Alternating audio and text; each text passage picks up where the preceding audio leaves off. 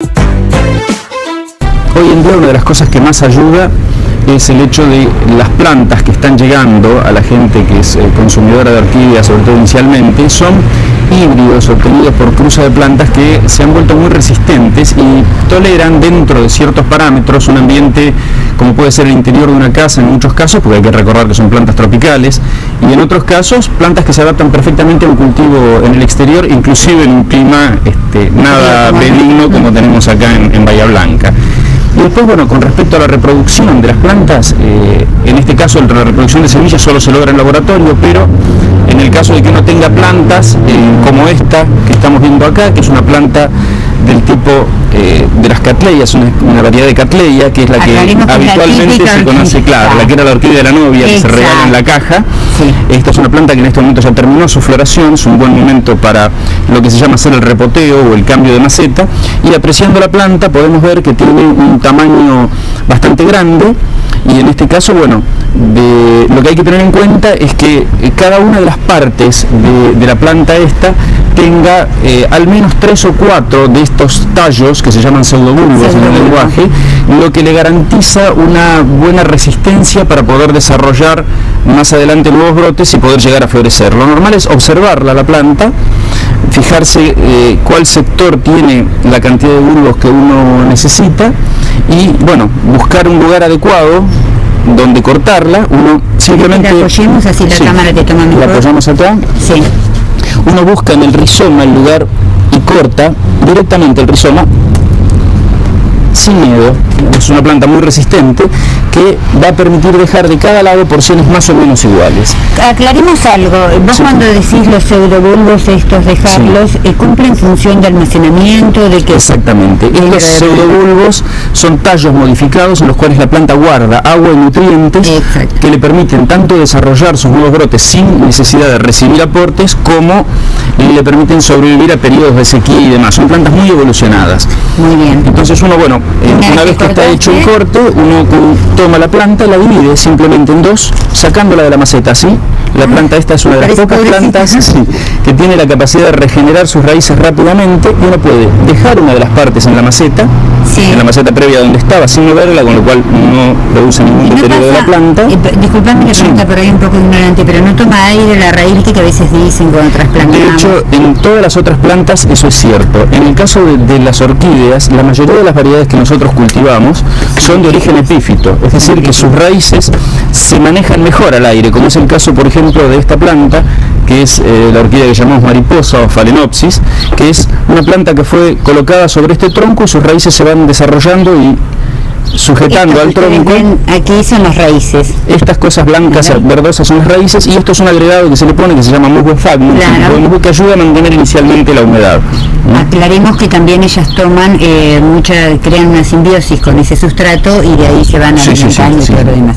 Bueno, y contanos cómo y luego el trozo que quedó en la planta, lo que conviene muchas veces, nosotros utilizamos algún tipo de estaca que podemos colocarla como para sujetarla en la planta. Esto es un alambrecito, pero normalmente se utilizan trozos de media de mujer, se utiliza panza, se utiliza cualquier cosa que pueda sujetar la planta para que quede firme. Sin lastimarla. Sin lastimarla, y que quede firme. Bien. El trozo que quedó, utilizamos un sustrato que es mezcla de, bueno, normalmente en la base se pone leca, que es una arcilla expandida, que sirve tanto de contrapeso como para evitar que el drenaje tropee, y para que drene. Por otro lado se hace una mezcla con trozos de corteza, musgo sphagnum, que es ese producto que habíamos visto recién en la planta, que es esto en realidad, ¿no? Son hebras largas de musgo que viene de Ushuaia o de Nueva Zelanda. Eso se mezcla con trozos de carbón, carbón vegetal común del que se usa para hacer asado. Y esto es la mezcla rústica, así gruesa, con la que se va a plantar después esta planta. Se va a colocar allí y se va rellenando, simplemente, como si fuera con tierra, pero se rellena con esta mezcla de corteza. ¿Lo dejas así esponjoso o en realidad lo comprimo, porque hay un viejo refrán que todos los que andamos en orquídeas repetimos, que es orquídea que se mueve, orquídea que se muere. Esto quiere decir, debe quedar fija, porque si no, sus raíces nunca saben dónde se tienen que afirmar y termina dejando de producir raíces. En cambio, si la planta está firme y quieta en el lugar donde uno la pone, sin miedo, esta planta es muy rústica. Una vez que la planta está firme y quieta en su lugar, si no fuera así, se le pone un tutor, como hicimos en este caso. Bueno, esta no quedó muy firme, después vamos a tener que sujetarla, pero bueno, en este caso se la deja así, y las reservas que tiene la planta esta dentro de estos tallos modificados le van a dar tiempo de vida hasta que logre emitir su nuevo brote.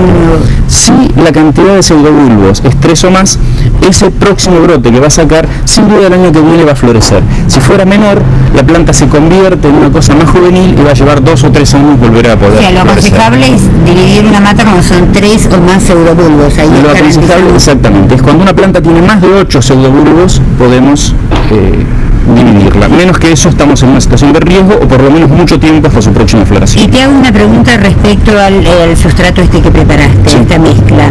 Yo tenía información de que si la orquídea era más pequeña, el tamaño de la mezcla tenía que ser más fino y más pequeño. ¿Es real? Sí, eso es directamente proporcional al grosor de las raíces. En este caso son raíces gruesas, como vieron en su momento, o estas, y llevan un sustrato grueso, rústico. En el caso de plantas más jóvenes o plantas con raíces más finas, se utilizan mezclas con menor, se llama granulometría, o sea, más finitas, menor tamaño en la moledura de la corteza del carbono o del musgo. Muy interesante. ¿Y el tema del riego ahora? El riego hay que respetar lo que pasa en la naturaleza. Primero, una vez que se colocó en la maceta, como esta mezcla ya está húmeda, se la deja hasta que se seca. Esto estimula a la planta a sacar nuevas raíces. Bien. Luego de eso, el riego se hace como en las selvas tropicales, es decir, cuando llueve, llueve. Hay que regarla abundantemente, esta mezcla no retiene nada de agua en la maceta, el agua drena, y después esperar hasta que está oreado. ¿Cómo saber cuándo regar de vuelta? Es fácil, uno toca, y si tiene dudas de que hay humedad, no riega. Cuando ya no tiene dudas de que está secándose el sustrato, le agrega agua. Bien, ¿y iluminación? Casi todas las orquídeas funcionan con iluminación relativamente intensa sin necesidad de sol directo. Hay excepciones, pero en principio en variedades del tipo que habíamos hablado, Phalaenopsis o orquídea mariposa, que puede ser cultivada perfectamente a la sombra, pasando por variedades como las cattleyas, orquídeas de las novias, que son las que necesitan un poco más de iluminación, un poco más de intensidad en la iluminación, pero en ningún caso es necesario que tengan horas de sol directo. Son perfectas para un interior luminoso. Para un interior luminoso.